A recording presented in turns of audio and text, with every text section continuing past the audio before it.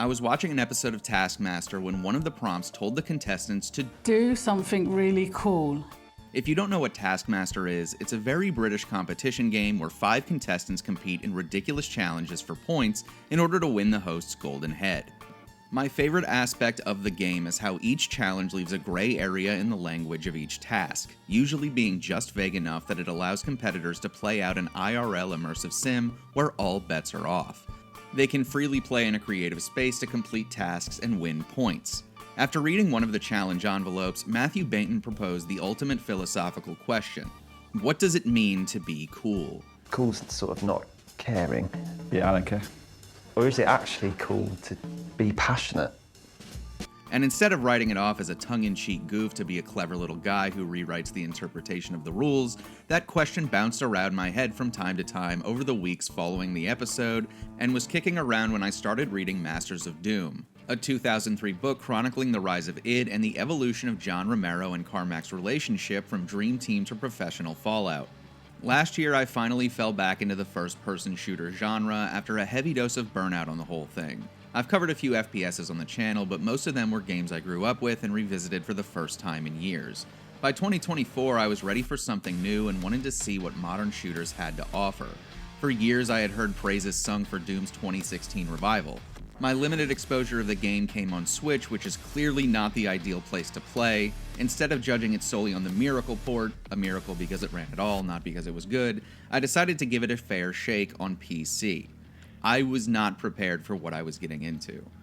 11 hours of adrenaline-fueled power tripping through hell and I was hooked. The fluid motion from enemy to enemy while you rip and tear through demon flesh keeps the gameplay loop fun while keeping the tension high. When I'd stop playing, I kept realizing my teeth were sore because I was unknowingly clenching my jaw for however long I was playing.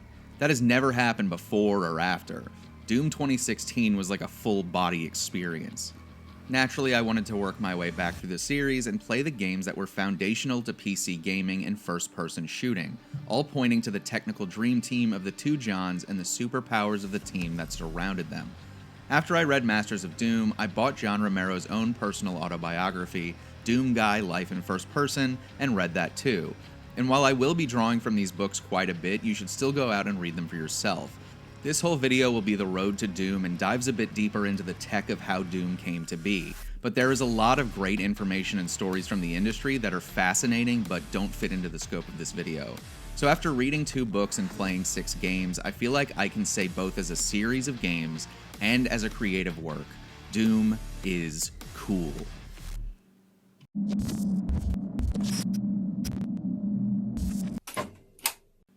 When I first started working on this video and started reading about the many folks who darkened the doorstep of id Software and satellite teams that worked on their IP, I came across an article about Rebecca Heinemann, a legendary developer who worked on dozens of classic games like Bard's Tale and Wasteland, and ports for many games, namely the infamous 3DO port of Doom that was restarted and reworked by her from the ground up 10 weeks before launch.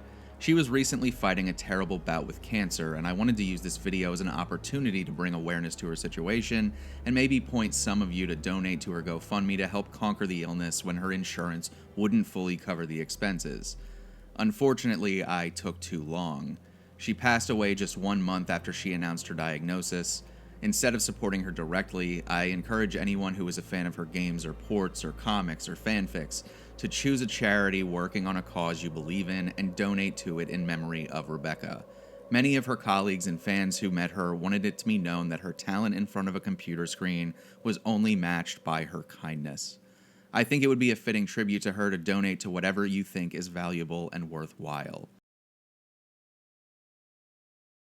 In a dark studio, the air rings with sounds of shotguns and shit-talking. Smashed keyboards fly through the air as John Romero rages at his co-worker for blowing him away with an RPG. This isn't new.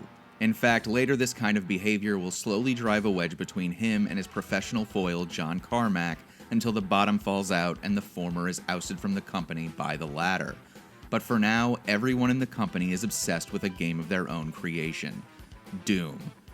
Even in 2025, where massive games cost millions of dollars to make, it's easy to see why this game from 1993 that only cost a huge for the time, quaint by today's comparison, $1.1 million adjusted for inflation, was so fun and how it birthed a genre all its own. And on today's computers where it runs more smoothly and effortlessly than ever, it still feels like a joyous, popcorny fun time. The movement I loved from the newest entries is here in its first state, begging you to weave around maps avoiding bullets and projectiles. The MIDI metal soundtrack pumps through your speakers as you blast demons and zombies back to hell. The soundtrack is so good I took Luke the Maker's instructions and built a MIDI blaster just to be able to smash E2M9 whenever I want it work. My coworkers like me. To become the overnight phenomenon that was the Doom franchise, the team had to live a life of passion, dedication, and commitment to their craft, one that came at the expense of relationships and safety nets. They had to take financial risks and bet on their own abilities multiple times in order to chase their dreams, sometimes taking a toll on others' trust in them. After spending so much time with this series over the last 12 months, I've absorbed a ton of information about the development, the code, the mods, and the memes. When I started this script, the latest game in the series, Doom: The Dark Ages, hadn't even come out yet. One thing is clear, without Doom, PC gaming looks incredibly different, and before I really dug into everything around the series, I took that for granted. I never disliked Doom, but I always thought of it as one of those games that came out right before I was born that was a bit of fun to play and jump into every now and then. But once I started paying attention to the details, the textures on the walls, the lighting, the animations, the sounds, the design of levels, it really cemented itself in my mind as a sort of masterclass in making a game top to bottom with a unified vision amongst the team making it. But to get to Doom and the revolution that followed, the tools must be manufactured first, but you can't just jump into building the tools either. This might feel like a classic YouTuber move of padding a video runtime where in order to tell a story, you must first create the universe. But the one thing I want to make absolutely clear in this video is that Doom doesn't actually happen overnight. It took years and years, decades of persistence, sleepless nights, and commitment to iteration and experimenting and bending hardware to its limits to even come close to what this team did. And as we can see in the gaming industry today, we can see what immense pressure to hit deadlines can do to people stuck under it. While the story ends with a professional breakup, this isn't a story of heroes and villains. Rather, this is a story of people, young people, trying to figure out how to chase their dreams while learning along the way how quickly excitement can turn into friction, how plans can change on a dime, and how emotional immaturity can sour relationships almost as quickly as they start. To understand that journey, you have to understand the two Johns, and to understand them as thoroughly as possible, you have to go back to Colorado Springs and Shawnee Mission, Kansas, the respective birthplaces of John Romero and Carmack, two kids who live and breathe code. Both of the Johns had very different childhoods. Romero's particularly rough, but the one thing they shared that I think many of us can relate to is that those around them didn't understand their love of video games and computers. Carmack's parents appreciated that he cared about computers but thought making games was a waste of his time. Romero, on the other hand, had a harder time with the adults in his life. In Masters of Doom, it illustrates Romero getting his face smashed into an asteroids cabinet by his stepdad simply because he was at the arcade with his friends. His stepfather believed video games were the beginning of the road to being a burnout. Neither of their situations killed their vigor, though, and the drive to make their names in the incredibly new tech of personal computing surpassed any of the verbal or physical abuse they took. Carmack's approach to development and life itself is an unwavering belief that there are no impossibilities, only things that haven't been done yet. It's a commitment to willpower and a love of tinkering. When he bought his first Ferrari with his id money, he didn't treat it like a piece of high-end Italian engineering. Instead, he treated it like a project car and found the only mechanic who would throw a turbo in it and give it double the acceleration. Good enough was never his goal, it was just the starting line. And even when he was a kid, he was applying this brute force mentality. He needed a computer, so naturally he created a thermite solution straight out of Breaking Bad to melt a glass window at school to break in and steal an Apple II. And he would have gotten away with it too if it wasn't for the meddling kid who opened a window anyway and triggered the silent alarm. According to Masters of Doom, thermite wasn't Carmack's way of lashing out and being destructive. It was about the challenge of understanding chemicals and physics, an opportunity to cosplay as a mad scientist. He applied research and knowledge to a problem and found a solution. This outlook would revolutionize PC gaming. Romero, on the other hand, was all about design. From the time he was a kid, he was drawing comics and sketches and creating gross-out art to submit to creative writing assignments. But Romero was no coding schlub. Despite Carmack's attribution to Doom's technical prowess, Romero learned assembly language when his father brought home an Apple II of their own for the house. For Christmas, he asked for 2 books to teach him. If you don't understand why learning assembly language is a triumph for anyone, let alone a child, let me give you a watered-down explanation of how it works. Computers need code to run applications. In modern day, there are many different languages you can use to program. Popular ones now are Python, C# or Rust. I learned to code through JavaScript, which the professional developers out there are sure to have opinions on. Each of these languages allows a person to type instruction using frameworks with built-in functionality and libraries for extended features that tell the computer how to do the intended task. In these programs, you can see plain, humanized languages like English and mathematical symbols. But a computer no habla inglés. Computers read machine code, or the literal ones and zeros that scrape the metal components of a computer to do things. The distance between machine code and programming languages like Python or C# is called abstraction, and for the computer to translate the plain language in a high-level language takes power and time, slowing down the program. Assembly language, on the other hand, is a low-level language. So instead of forcing the computer to speak on your terms, you're trying to speak as directly to the computer as possible. The abstraction between machine code and assembly is much more minimal, so it is fast and efficient at the expense of being more obtuse to read. And each different CPU came with a different set of assembly rules, so to port games to multiple computers, you had to learn the different quirks and rule sets of the CPU you desired to work with. For example, here is how you add 1 + 1 in Python. We create a variable that can be named anything that holds the information. For simplicity, I call it add and set it to equal 1 + 1. That's all. Then to show it works, I write a print that will output some text and then the value held in our add variable. Now here is adding 1 + 1 in assembly. You have to tap into the specific registers of the CPU or the small containers on the CPU itself for manipulating data in order to store values there and then push the values within those registers together. I couldn't get any of the code working myself, so I found a program on Stack Overflow and copied and pasted it. I wasn't about to teach myself assembly just to add 2 numbers. Maybe one day, because I am interested in how it works, but today is not that day. So I think what's happening here is you're putting numeric values into the EAX and EBX general registers, then converting them to numeric values by subtracting 0, then adding and moving the sum of the numbers to EAX, replacing the original value. And then from here, I have no idea what's happening. So imagine children teaching themselves this. That's Carmack and Romero. Romero's stepfather considered programming a valuable skill because he believed Romero would make a substantial living writing productivity apps for computers. Instead, John was spending a lot of his time at the Sierra College computer lab despite being too young to attend the school. He made his first few games there, but in order to save his quarters for the arcade, he skipped out on buying floppy disks and saved his work on physical punch cards you would feed into the computer to run programs. All of his early games were lost forever when they fell off his bike into a puddle and deteriorated beyond saving. The Johns would go on to hone their skills for years before they met. Romero grew up submitting his games to magazines and contests for prize money. That eventually turned into a full-time job in Shreveport at Softdisk, founded by Big Al Vakovius, where he worked on programs for their monthly software subscription discs. Each month, subscribers would receive a disc of new software for their IBM, Commodore, or Apple computers. It was pretty big business at the time. Carmack absorbed new programming skills at a rapid pace, writing games for the Apple II and then porting them to Apple II GS and PC all by himself and then submitting them for publishing. Softdisk continually bought each port individually, happy to have more to add to their monthly drop. Still, they wanted the whiz kid who not only made programs each month but did the work of 3 programmers by porting them to other platforms by himself to join their team. Carmack didn't need much to make him happy. A slice of pizza and a Diet Coke in one hand and a keyboard in the other was enough to get him by because his only goal was to spend his days and nights programming.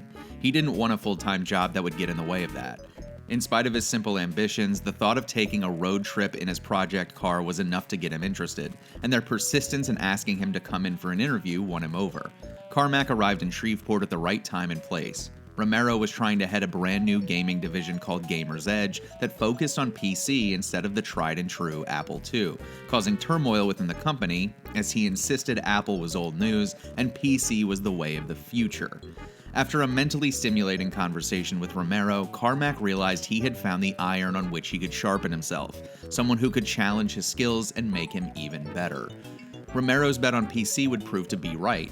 After support for the Apple II began to fizzle due to the rise in cheaper personal computers and the takeover of the DOS family of operating systems, Softdisk found themselves in a ton of trouble.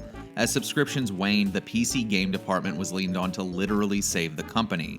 From within the pressure, bonds between the developers would plant the seeds of id. John Romero, John Carmack, Adrian Carmack, and Lane Roth were the main developers in Gamer's Edge with interdepartment support from Tom Hall. Adrian was an artist who never wanted to work on video games, but after applying for a role as intern at Softdisk, he was sucked in and never left. Roth was an Apple II developer who wanted to continue making games and jumped over to Gamer's Edge to make that happen. Tom Hall was the beating heart of creativity that inspired many design documents, level design, and creative direction for early id games, and his energy and quirkiness made him an endearing part of the squad. Romero said about him in Doom Guy, "I have never known anyone as intensely creative as Tom Hall. Give him an idea, go get a coffee, and when you come back, he has your universe created."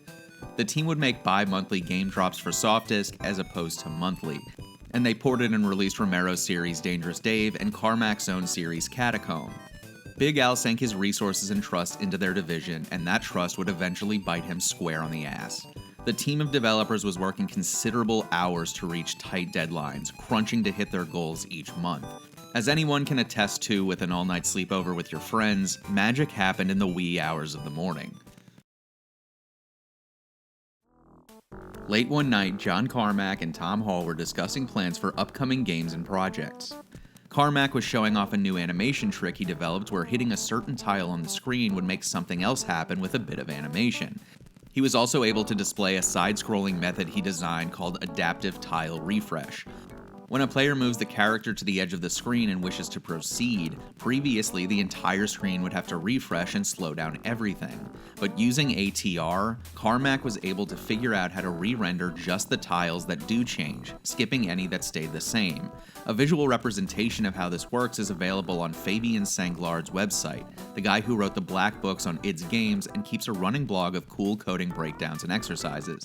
If you want to dig into how different effects and tech were implemented in a variety of id releases, I highly recommend checking out his site and the books he wrote on the games, available for free or pay what you like in PDF form on the site.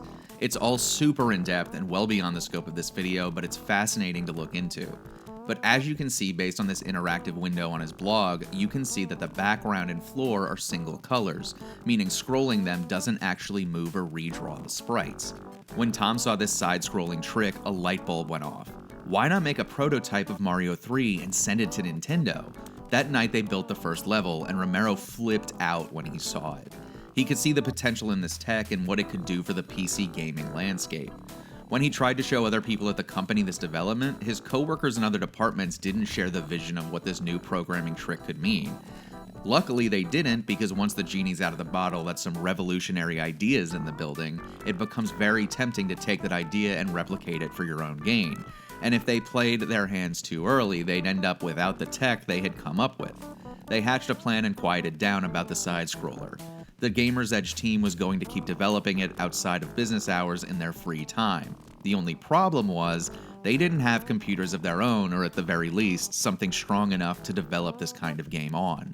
As the doors closed and the lights turned off on a seemingly normal Friday night, a fleet of cars backed up at the Softdisk offices. The perfect crime was about to be committed, pulled off by the fact that the robbed party wouldn't even know they were stolen from when they returned on Monday. Meticulously, the Johns, Tom Hall, and Lane Roth unplugged all their work computers, loaded them into their vehicles, and disappeared into the night. The drivers were ready for a weekend-long coding marathon fueled by soda and a conveyor belt of barbecue as they recorded and rewatched a tape of Level 1-1 over and over until they got all the details properly worked out. The way Mario jumps, the animation of items emerging from blocks, the feather that lets Mario fly, the design of the overworld. They even developed some proof of concept levels of their own, one begging the question, like it? Footage of this demo was revealed by Romero in 2015 for the 25th anniversary of Commander Keen, a game we will be discussing in just a bit. And seeing this uncanny version of Mario 3 without music and its own distinct visual style is a trip. The physics look very close to the source material, and even now it's incredibly impressive they were able to crank this out over a weekend and still get their computers back to the office before Monday morning work began. After 72 straight hours of developing a reliable recreation of the first level of the iconic Mario 3, the team sent it off under the collective name Ideas from the Deep, with big dreams of working for Nintendo as the official PC arm of the company. Nintendo of America received the disc, saw the potential in it, and sent it overseas to Japan where the idea died. The team got a note along the lines of, "Wow, hey, great job, you may not pursue this further." Nintendo of Japan was only interested in releasing their games on their own hardware, and yet this was just 3 years before Mario's Time Machine, Mario is Missing, and Mario's Game Gallery released on PC and Mac. Disappointed but not defeated, the Ideas from the Deep crew decided to funnel their efforts into a brand new game. The trajectory of PC gaming might have looked totally different had Nintendo brought the team on for porting duties working on Nintendo IP instead of their own properties. Lucky for us, a new trail was blazed by an 8-year-old kid named Billy. Rejection aside, the tech was still good. However, they still felt like using it on a bi-monthly Gamer's Edge release would be a waste. A company called Apogee, namely Scott Miller the founder, was following the Gamer's Edge releases and saw the potential in Romero's work. Miller used a cryptic series of letters disguised as fan mail to avoid potential ramifications of headhunting competing companies. Romero eventually figured out the code by remembering that a certain address that appeared in an article about the company was the same return address as multiple fan letters he received. Romero was pissed and called Miller ready to give him hell for writing inauthentic fan mail. But by the time the dust settled, a new deal was met. Apogee would publish the team's next game, whatever it was, using Carmack's tech. As a show of good faith, Apogee gave a $2,000 advance to the team. Now with a deal in place, they needed to make a game. They would also need to solidify their name as a company. While they liked Ideas from the Deep, they decided to shorten the abbreviation to something a bit more tongue-in-cheek that served two meanings. The new name, In Demand, was a deliberately ironic title since they were relatively unknown, and when shortened to ID, pronounced id, it represented one of the three parts of the human psyche, the unconscious energy that drives our needs and ambition. Since building a brand new company was a higher ambition, id was deemed to be a fitting name, and it stuck. Brainstorming began for a trilogy of games, episodic in nature, that would take advantage of the PC's unique distribution methods made possible by the internet. Where cartridges were more expensive to manufacture and wouldn't be wasted on demos, the shareware sales structure is cheap and easy. Simply upload episode 1 to an online forum known as a bulletin board back in the day, and allow people to play the entire first game for free.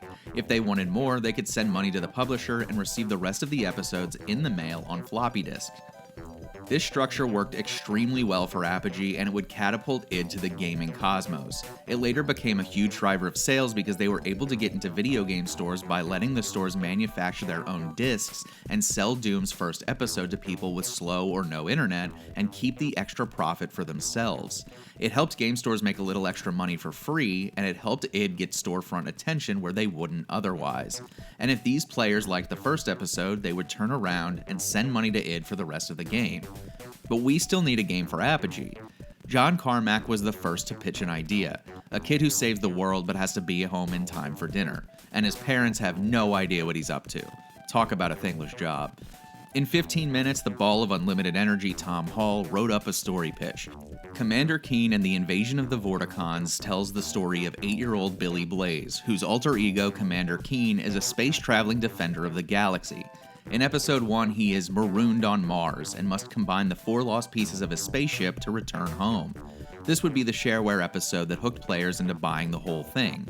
It is 16 levels long, and the full release would have 48. I really wasn't expecting much when I fired up Marooned on Mars, but I was genuinely surprised by how fun it was.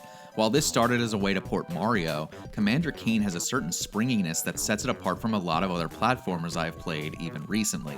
This is in part to the charged jump that gives you a lot of control over your arc, but also the pogo stick that drastically increases your jump height at the expense of not being able to stop moving. It took me a little while to get used to it because I underestimated how large the levels would be, and not only did they scroll horizontally, but vertically as well. There is a ton to explore, and the use of key cards blocking off doors makes you fully research every nook and cranny the level has to offer.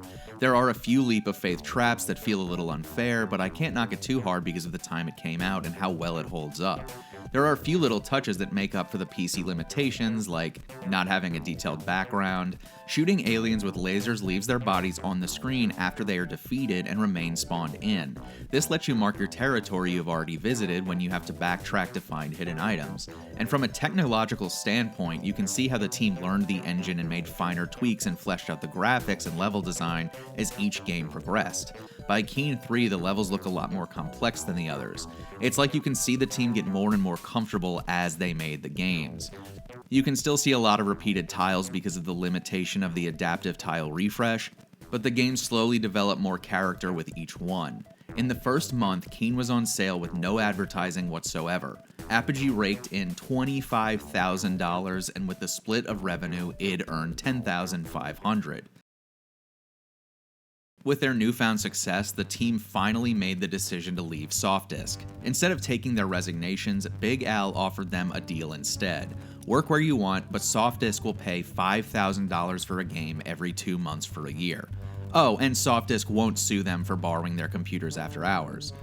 So using the big payout from Apogee, id finally bought their own workstations and set up shop in the living room of their lakefront house. Lane Roth stayed behind at Softdisk, not ready to take on the risk that came with starting a company, and he still believed the Apple II had a long enough lifespan ahead of it.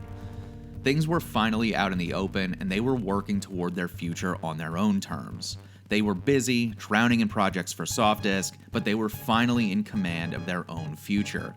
Id wasn't a team to lay down and sit contently in their successes. They weren't happy unless they were pushing the envelope. With Commander Keen, they ruled 2 dimensions with their fast, smooth scrolling. Now to announce their presence to the gaming world, id would dive headfirst into mastering the 3rd dimension. It began with a more forgotten game these days, released under the Softdisk banner, Hover Tank 1. If PCs were struggling to scroll left and right, it was going to take some clever engineering to have a player move around in a 3D space. Luckily, Carmack has a Tony Stark-like ability to teach himself, so he grabbed a trigonometry book and taught himself algorithms and formulas that would become the spine of a new game engine for Hover Tank. In later years, this engine was retroactively called id Tech 0, as it laid the groundwork for what would become the company's first major engine. The tech behind the game allowed for a perceived 3D world to display on a 2D renderer. This was called ray casting, and it used mathematical calculations to display the angles and distance between the player's view and the walls and the enemies of the level. The results would scale components of the environment as the players moved. I found a couple of great online articles and guides about creating your own raycasting engine if you are so inclined. They will be in the description below. Since Hover Tank 1 was the fulfillment of Softdisk's agreement, it was released to little fanfare or hype. The subscription-based drop of Gamer's Edge bottled up any attention the game would have gotten, but the technological win meant much more than the meager sales took away. They had figured out how to trick the eye into seeing 2D design as 3D space. They would further flesh out the skeleton to release another Gamer's Edge exclusive, Catacomb 3D, based on Carmack's top-down games released through Softdisk. The game would feature texture mapping, or sticking an image to the angled walls in order to add texture, instead of keeping flat rectangles with solid colors like in Hover Tank. It adds an extra level of liveliness and detail to the world, and after playing the first few levels, it's incredible how much of a difference a little detail makes. Just seeing the art move as you turn makes for a better quality of life and spatial awareness. Id was really starting to hone it in. This is a good time to talk about the death schedule, or how id managed to work inhuman hours crunching to release games. During their tenure at Softdisk, the id team would work on Gamer's Edge games from 8 AM to 4 PM, and then work on their own games from 4 to midnight or some variation of the sort. 16-hour days weren't abnormal, they were the standard. And while we know this destructive schedule is crunch, id viewed this as the price to pay for making their dreams come true. And if Romero is to be believed in the book, everyone was fine with it because of the passion they had for developing games. They wanted to be coding and designing more than anything else. It's what they would rather do than have free time, despite the fact that it would take a serious toll on their family life. By the time Doom 2 released, Romero was in his second of 4 marriages. Some of his troubles can be attributed to the schedule that rarely allowed for any family time. In Masters of Doom specifically, there is a passage where Romero's wife Beth and a few of the other girlfriends showed up to the apartment id called home base and tried to get some attention from the guys with no success. "Why can't we just have our men come home and have sex with us?" she asked. "Because we're working," Romero responded. I don't know if this was word for word true as described in the book, but it paints a vivid picture of the struggle between building the future of gaming and managing relationships at home. I think what is tough about this extremely high pressure at work is that it can take the passion and grind it out of you over time, even if it's not apparent that it's doing so at first. A bit of foreshadowing of what is to come. Even still, there is a major difference between working ridiculous hours on something because you want to, and working ridiculous hours because you have to. Carmack, for example, forewent a certain quality of life because he lived and breathed programming, wanting to do literally nothing besides master technology. He did not rest outside of necessity, only sleeping on a mattress because Romero bought him one. His schedule he created for himself is how he alone personally thrived. And when another studio owner, Scott Host of Cygnus Studios, tried to force a hardcore work environment based on Carmack's ideology of code, eat, sleep optional, the dev team quit and a few of them started a new studio. It was called Rogue Entertainment after Romero advised that Mutiny Software was a little too on the nose. In this part of id's story, they were working intensely to fulfill these obligations to Softdisk and trying to make a new trilogy of Keen games for a big box release in stores instead of the mail-in service they were used to. Their new environment was matching the gloom they were dealing with too. The team had up and moved to Madison, Wisconsin at Tom Hall's urging, mainly so they could see the changing of seasons which the Deep South deprived them of. It turned out to be depressing all the same, their new office occupying a building that looked like every other skyscraper on the block. They weren't prepared for the winter either. The heat coming off their computers would have to keep them warm. There was a lot of work to do. The big box Commander Keen release forced them to break the trilogy of games into a duology of shareware episode and a mail-in episode, and a standalone game on the shelf. But due to how the schedule was lining up, the 6th Keen game had to be designed before the 5th because of the lead time required to release a game in a box. Ultimately, it led to Game 5 being more technically impressive than 6, and because of how licensing and ownership shook out, you don't get the 6th game in the complete edition on Steam. While the idea of splitting the trilogy sat wrong with Romero and others on the team, there was no way to make it work otherwise. There simply weren't enough hours in the day to make 2 full-scale releases for the different sales channels. Time was so thin, the release of the first major retail game came and went without any celebration or reflection. They simply moved on to the development of Keen 5. Their fears were ultimately and unfortunately correct. Splitting the games up tanked the shareware sales immensely, only getting a third of the original trilogy's sales. Still, the difference in visual style between the first trilogy and the second set of games is jarring because of how much more detailed the world looks. During development, Carmack figured out that you can just scroll infinitely if you render the next line of pixels and unrender the ones that move off screen, making it much easier to redraw, while also allowing the design portion of the team to make more visually detailed levels. It was another huge technical victory for Carmack and id. This period of continuous development marked the release of 13 straight games with no vacations or breaks. When it was time to wind down and brainstorm a new idea for their follow-up game or games, they had no desire to return to Keen anytime soon. Plus, breaking down technological barriers is what gave them their edge, and they didn't want to lose that. How are they going to push the barriers again with another Keen trilogy? It would feel like resting on their laurels, missing the point of why they made games in the first place. Instead, pivoting to something fresh and new seemed to be the order. Something that pushed computing once again, taking advantage of the raycasting tech they used for Hover Tank 1 and Catacomb 3D. The problem was the 3D effect slowed everything down. While Hover Tank and Catacomb 3D were huge stepping stones into cracking the code for a new dimension, they are widely overlooked because they're just not all that fun to play, particularly Hover Tank. But from that technology, they saw the future of action and speed on PCs.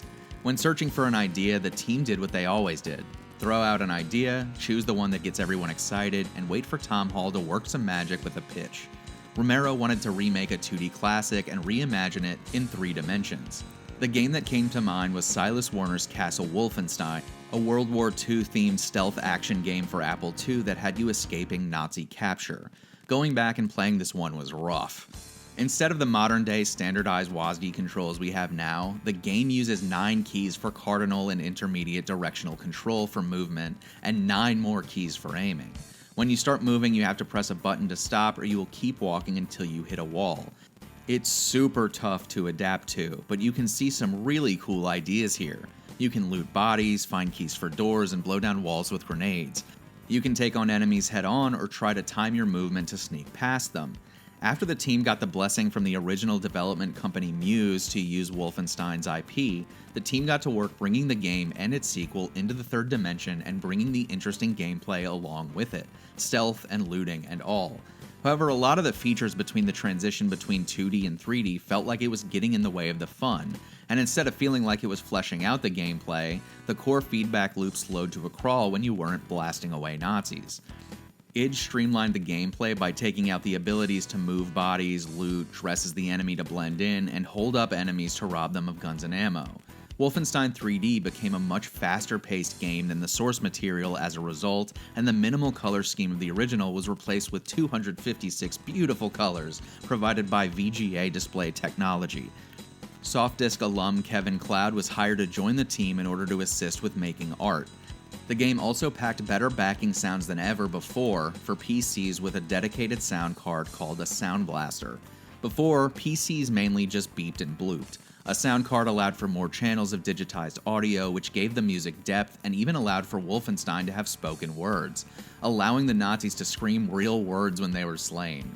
Musician Bobby Prince, who had worked on id games as far back as Catacomb 3D, took the audio design to a new level and created a soundtrack to go along with the new tech. This period also marked a new era for id as they spontaneously decided, staring at another lease for their Wisconsin office in hand, to get the hell out of there and move back to warm weather in Texas. The team was sick of the miserable winters and longed for a place on the water again, deeply missing the glory days of Shreveport's house on the lake.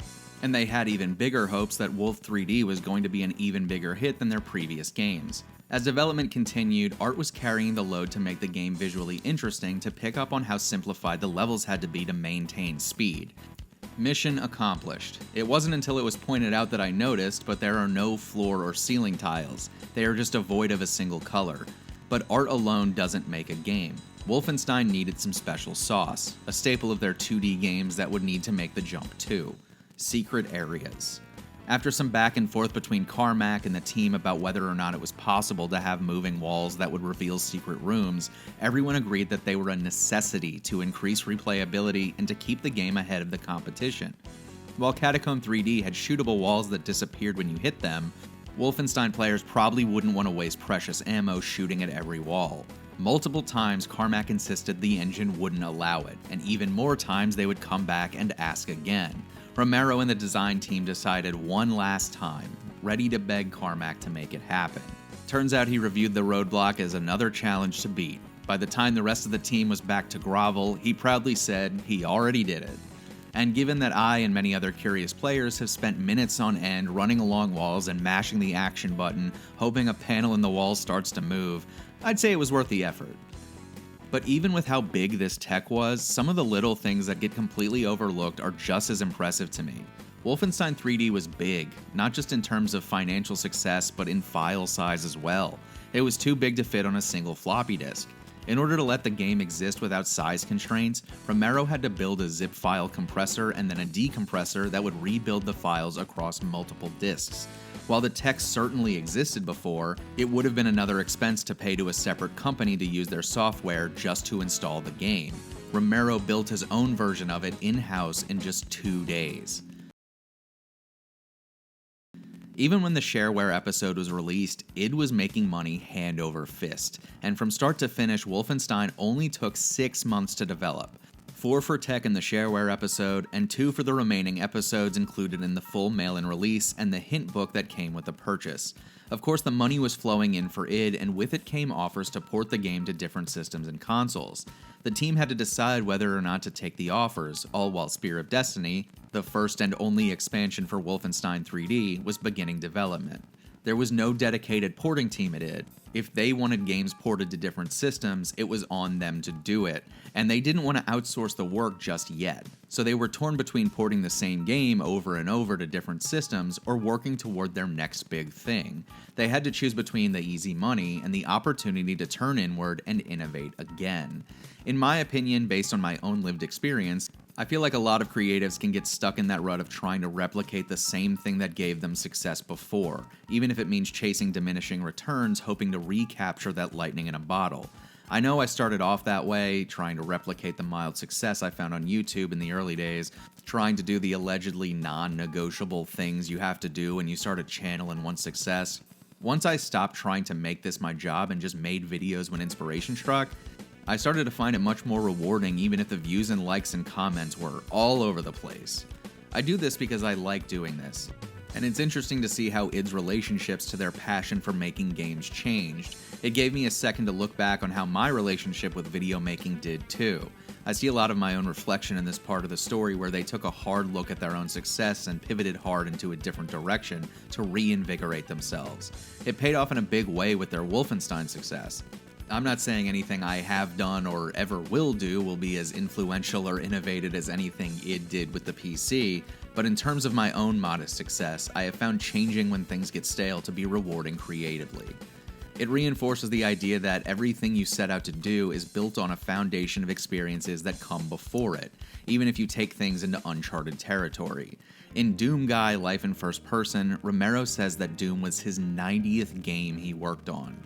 My coworker in the office next to me has these little sayings sticky to her desk as reassurances or little reminders, and the one that sticks in my head is anything worth doing is worth doing badly just to get started.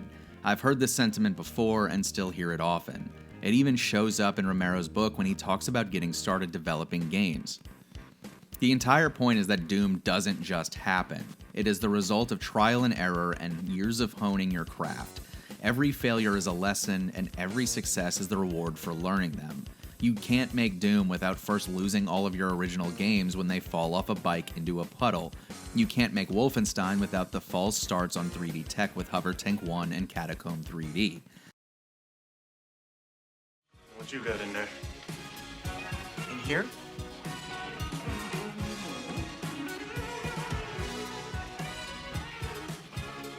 Doom. As the hype train rolled and rolled, journalists and fans wanted to know what was on the horizon next. Romero was always happy to oblige when it came to talking up Carmack's abilities and the team's ambition. The next game would push the engine even harder, featuring newly improved lighting and fog and variable height walls. This was all in service of adding variety to level design and allowing for more creative layouts. So why break what isn't broken? Brainstorm and wait for Tom. So id, standing at the precipice of destiny, arriving at the station intersecting between success, passion, and experience, it was all business as usual. The key difference this time was that their success allowed them to take a step back and survey what the game would become after that initial spark of inspiration. It gave them the chance to narrow down the story and setting while allowing collaboration between Carmack and the designers to decide the boundaries of what the engine could do, while tweaking it around what the design team needed from it to fully realize their vision. Remember, while the design and technical team worked together before, certain features like the moving walls were a last-second addition. Now they could work together from the beginning, and the engine evolved enough that it would become id Tech 1, or the Doom engine. What started as a story of 4 characters in a vaguely futuristic space setting became an atmospheric portal to hell. In order to create the desired atmosphere, the lighting effects promised by Romero needed to come to fruition. They needed tools to generate fear for the player, and the lack of varied lighting in Wolfenstein wasn't going to cut it. They also wanted to change how animation was created in the game, improving the minimal frames of enemies in Wolfenstein. Before, a Nazi drawing his gun in Wolfenstein was one frame of him with his arms down, sometimes another frame of the gun being lifted, and the next frame showing his gun drawn and pointed at you. There is very little motion because animating each individual frame would mean a brand new sprite for each piece of movement. Most of the animation in Wolfenstein is portrayed in walking and turning. Instead of freehand drawing each of the animated Doom frames by hand, the team employed a video recording to animation method called rotoscoping. By recording video, they could slow down the image frame by frame and trace the frames into sprites, as many as they wanted for as much fluidity as they wanted. They could also create more detailed sprites. Their only limitation, really, was the number of floppy disks they wanted to ship out because more frames meant more files, hence more space needed. You can see they prioritize fast, animated death sequences because of how many frames there are, as well as the fluid throwing motion from enemies that throw projectiles. This new method also meant more detail could be added too. No longer did the team have to redraw weapons from scratch. Instead, they could scan objects from the real world and use them in the game. The iconic left arm and hand holding the pistol is Kevin Cloud's arm, and the guns in the game were toy guns you could buy off the shelf at Toys R Us. SlayersClub.Bethesda.com has an awesome treasure trove of photos and articles if you want to know the exact toys put in the game for your cosplaying needs. As cool as humans and guns are, Doom was meant to scare the hell out of the player, and that meant they needed demons. Initially, the team wanted to make their own demons from scratch to animate and scan into the game, but after using the wrong modeling clay and destroying a lot of work, the job was outsourced to Gregor Punchatz of RoboCop, Nightmare on Elm Street 2, and Spy Kids 2 fame. His father, Don Ivan, who created classic book covers for Isaac Asimov and Ray Bradbury, also lent his hand to give Doom another two pieces of its unmistakable identity: the logo and the box art. Romero found his own way to get in the game. During a photo shoot at the office, John didn't think the model was capturing the energy he wanted the box art to go for. The art was supposed to have the main character swarmed by demons, and the model's body language fell flat. So he grabbed the toy plasma gun the model was holding and posed himself. That is how John Romero himself became the literal Doom guy on the cover of the game. All of this new design methodology gave Doom an extremely unique visual style that made the repetitive environments of Wolfenstein 3D look archaic in comparison. One of the other most well-recognized aspects of Doom's identity is the audio design and soundtrack that brings the demons and the tension and atmosphere to life. Bobby Prince was once again in charge of the soundtrack, and while he had worked on plenty of id games before, Doom provided a clean slate for sounds and music. Working around the limitations of MIDI music players was an interesting challenge, and in an interview I found, he said that 5 of the 9 music channels were dedicated just to the drum beats, allowing only 4 tracks for other instruments. Most of the inspiration for the soundtrack came from CDs borrowed from Romero by Slayer, Metallica, Soundgarden, and other bands. You can clearly hear the influence of the bands through borrowed chord progressions from some of their songs. There's a good section about which one specifically inspired the music in the Did You Know Gaming video about Doom. Not everything was all gumdrops and rainbows, though. Tom Hall, who was the heart of its story and prototyping pitches that carried the seeds of ideas into design documents, was finding it hard to design such gritty and dark levels. After other members of the team suggested he looked at military bases and designing assets around that architectural language, they were deemed too clean and realistic, thus clashing with the dinge Doom was going for. Tom was fired from the company, but after it was over, Tom thought it was also for the best. He wasn't having any fun creatively, and all his story ideas at the beginning of Doom were thrown out to get players into the action. After Tom's departure, id was able to hire Sandy Peterson, and Tom was able to go and pursue making games that played well with his style and humor.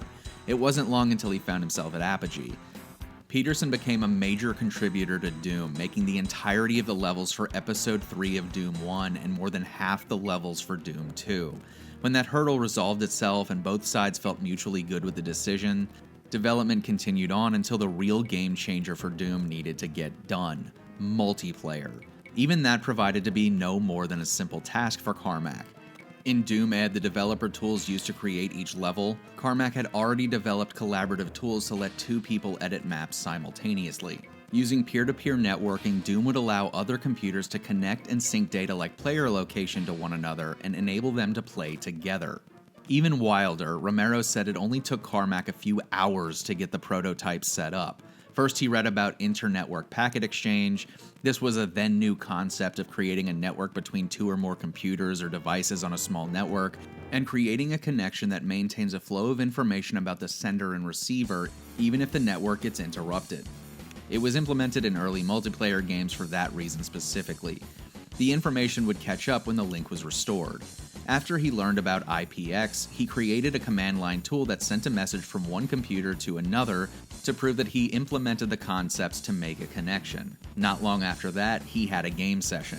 We take it for granted now, but how many times have you played a game that had deathmatch multiplayer modes or seen frags used to describe kills? Those terms were coined here at id while they worked on Doom. The original Doom supported up to 4 players connecting to one game via network, and some of the most active players were the devs themselves. Not only were they having fun, but they were also stress testing the game to find the bugs that would be difficult or impossible to fix after release. The company had no dedicated quality assurance department, but they still needed their code to be rock solid.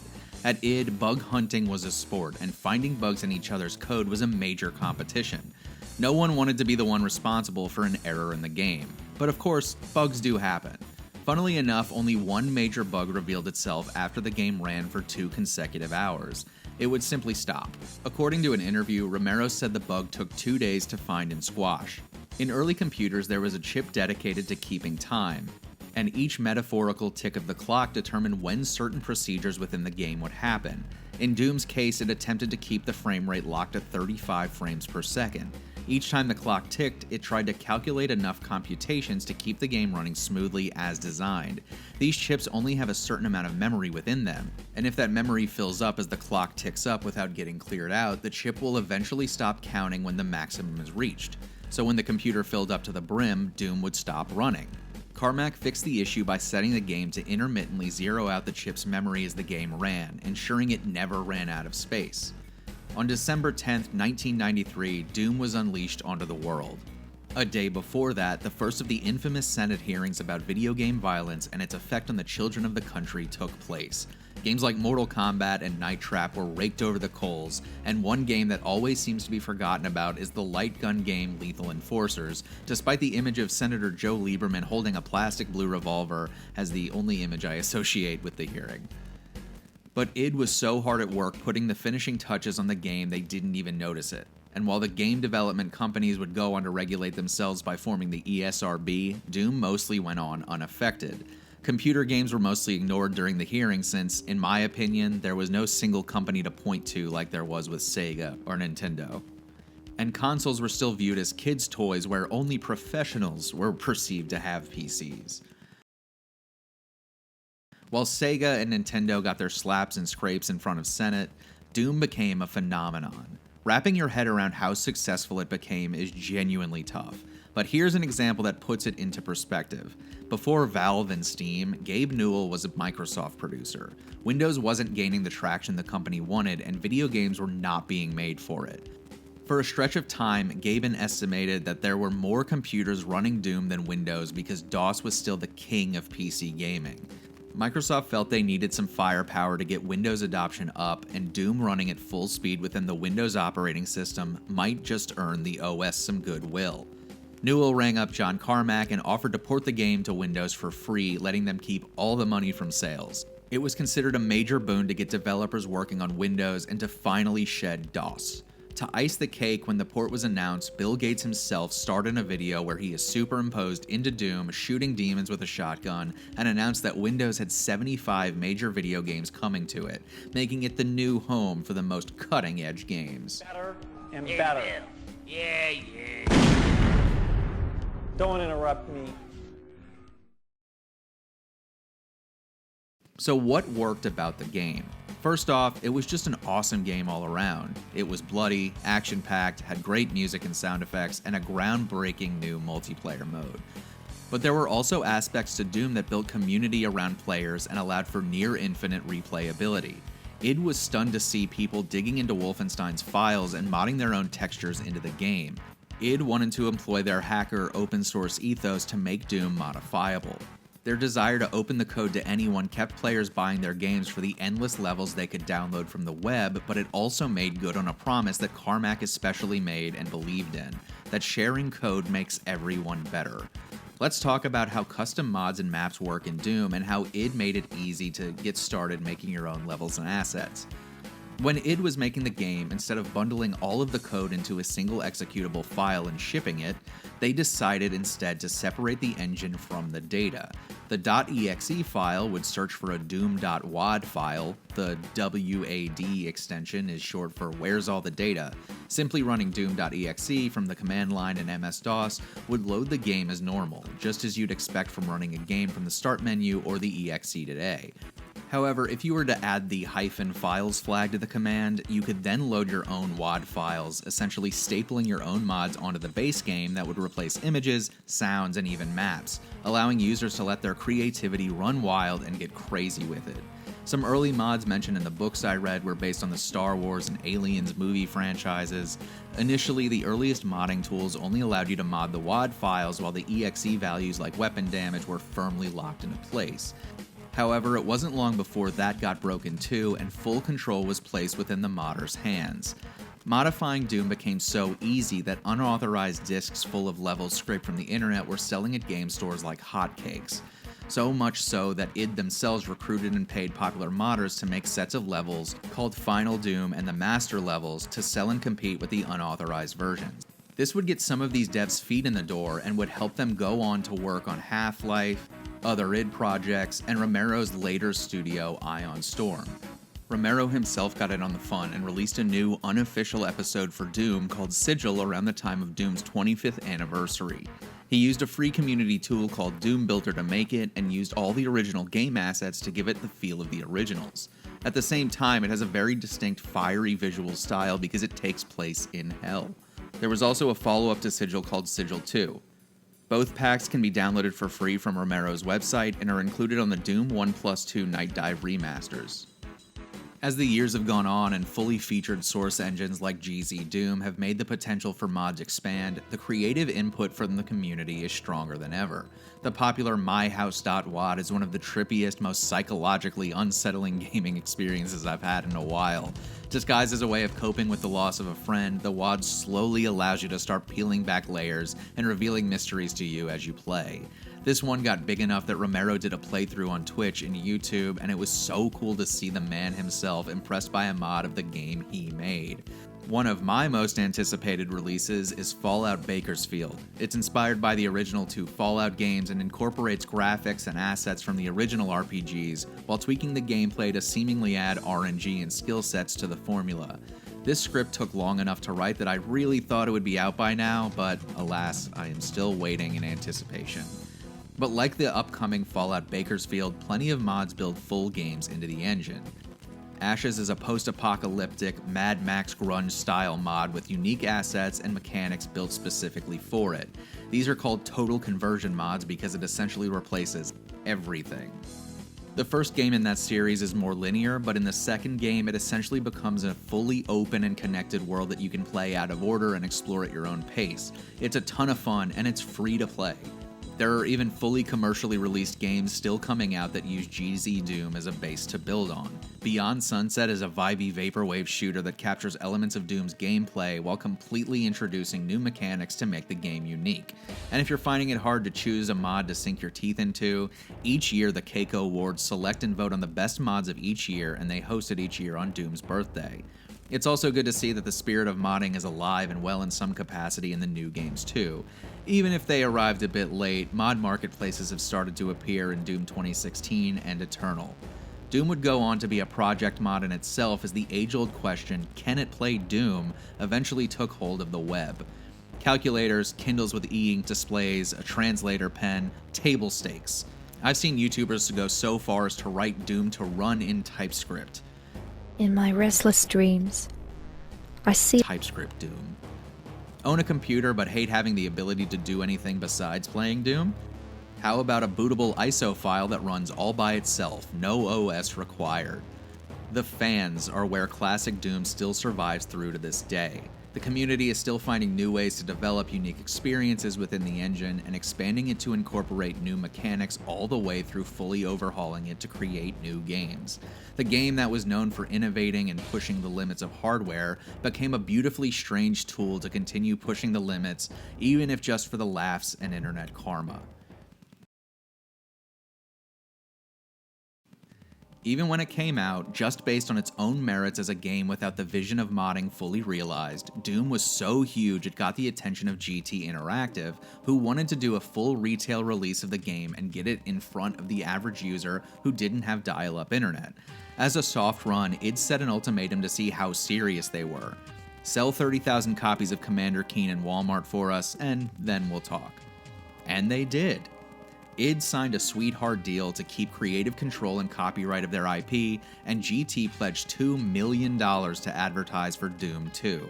GT wanted the world to know who was publishing it, and their logo would appear all over the marketing. They'd also do a full box release of Wolfenstein 3D. More money, more freedom, more Doom.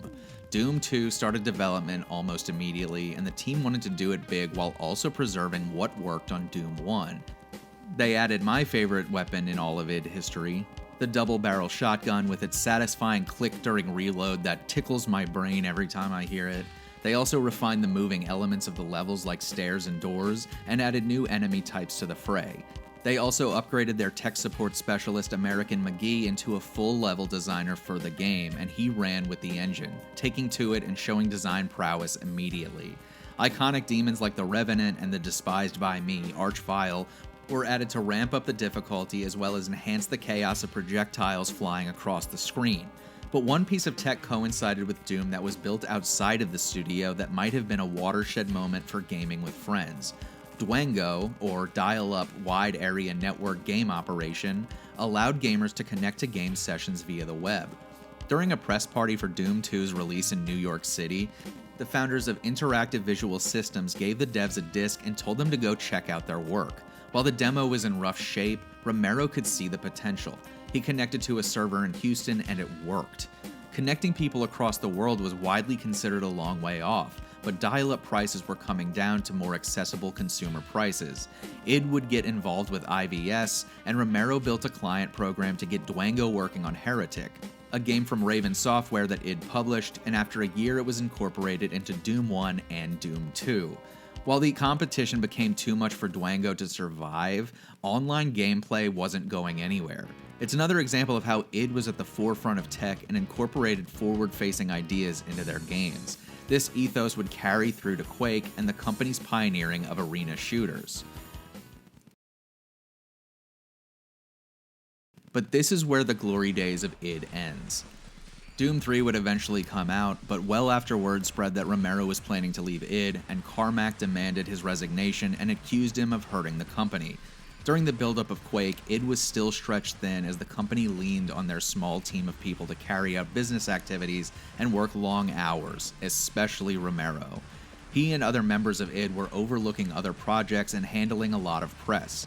During this time, Carmack was working hard on the new Quake engine that would allow for genuine 3D graphics in their first truly 3D world, replacing the raycasting method they had used for all their shooters so far. Building the engine alone took longer than the entirety of Doom 1's development. Expectations from fans and the press were sky high, and the pressure internally to outdo their own successes with the games before led to lofty goals like a floating cube companion that acted independently, RPG elements, a more fleshed out melee component with a hammer, intelligent enemies that consider their own health over just running full speed at players, and countless other small touches that would engross players in new ways never seen before. It turned out to be a lot to handle, and Carmack saw himself toiling away while Romero worked on other things to keep earning the company money. The rest of the team, however, was waiting on the engine to be in a workable position before they could even start making levels and gameplay decisions. The design team was at odds with the tech, and the tech was at odds with the design.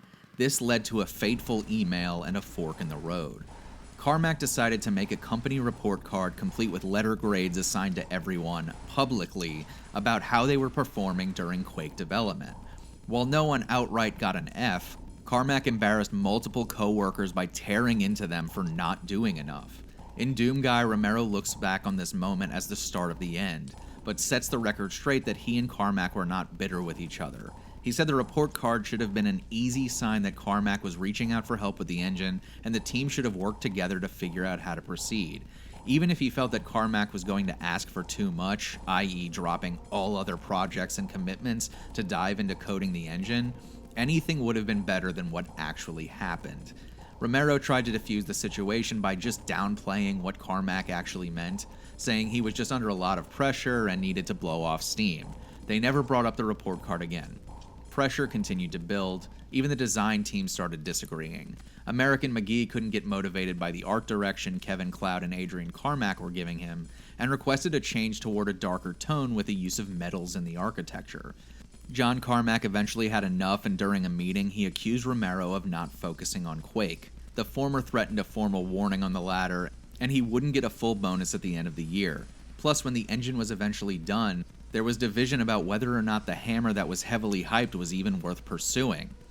"We're just burned out, John," American McGee said after the engine was finally finished and design could finally dig in. "We want to make this game and get it over with. We should just put Doom weapons in the game and call it done." In the months following, development shifted to make Quake another shooter, and toward the end, a 7-day-a-week, 12-hour workday schedule was enforced to get the game out the door.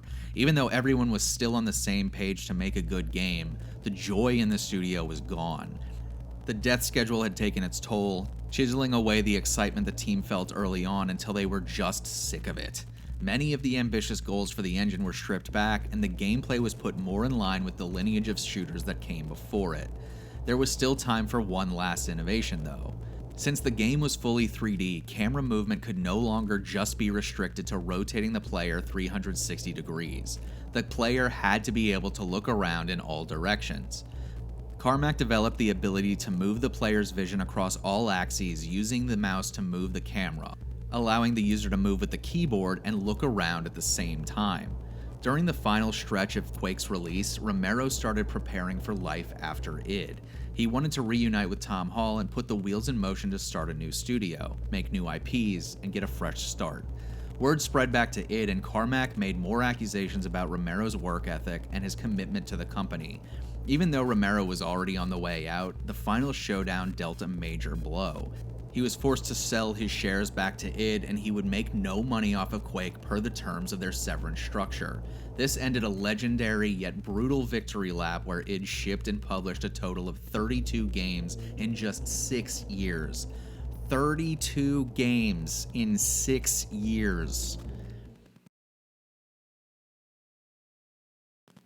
With this video, I wanted to celebrate the historic run of id developing some of the most groundbreaking titles of the 90s and reshaping computer gaming and building the tools that would create a community of dedicated fans who still mod the game even decades later.